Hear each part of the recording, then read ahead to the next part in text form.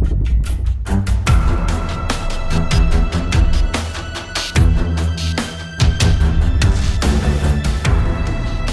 fact that what Manning did not harm national security in a material way. It did not harm individuals' lives and livelihood in a material way. All it did is inform the public and embarrass the U.S. government and its partner governments in the case of diplomatic cables.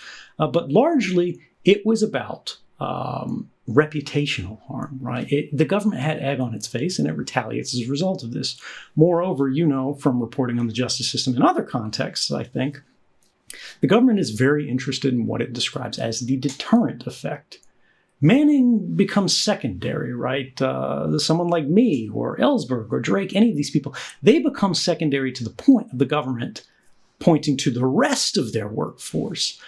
Even if this person did the right thing, even if they did it carefully, even if they did it in the best way, we don't want you to emulate it. So we are going to come after this person, chase them all the way around the earth in order to set an example. As we start to look at what happened in 2013, less with the heat of the moment and sort of careers on the line, and more dispassionately from a historic context, I think it's clearer and clearer that what I did was the right thing to do.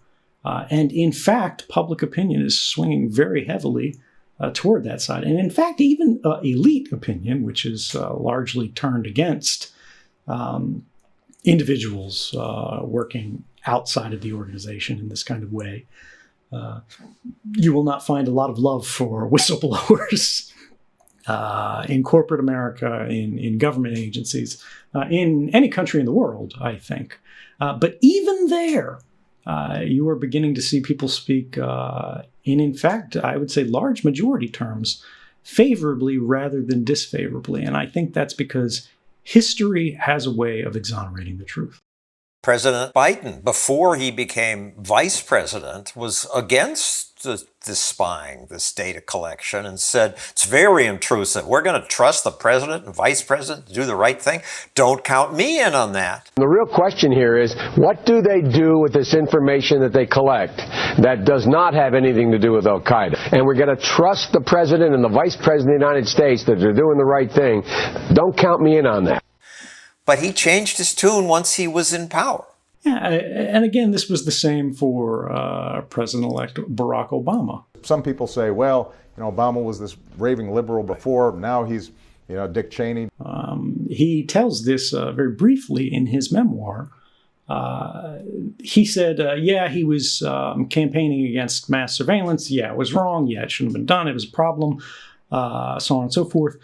But then he says after he became president, he realized he was seeing that from the cheap seats. And now Bush's wars were his wars.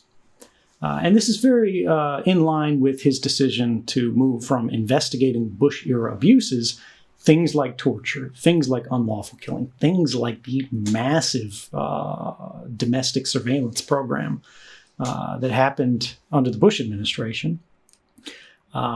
He didn't investigate them at all. Instead, he said it was important that we look forward, not backwards.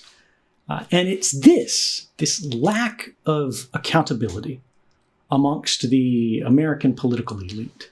At the same time, we are constantly increasing the level of accountability for ordinary members of the public, right? Particularly when we talk in the context of this mass surveillance. Not only is the government policing you, Twitter is policing you, what you say online. YouTube is locking your channel, whatever. There are people in little police hats everywhere you look. And at the same time, these people with power are excusing their behavior. They are heightening the standard of accountability to which we are held. And to me, I say, isn't this backwards, right? We used to call them public servants, and we were private citizens because we were supposed to know everything about them, and we were all supposed to scrutinize them. And we were private citizens because no one was supposed to know what we were doing. We had no power, we had no influence, and so we were meant to be left alone. But that is increasingly being inverted, and we are under a constant gaze electronically. At the same time, they are permanently sheltered by this fog of unaccountability. And that's by design.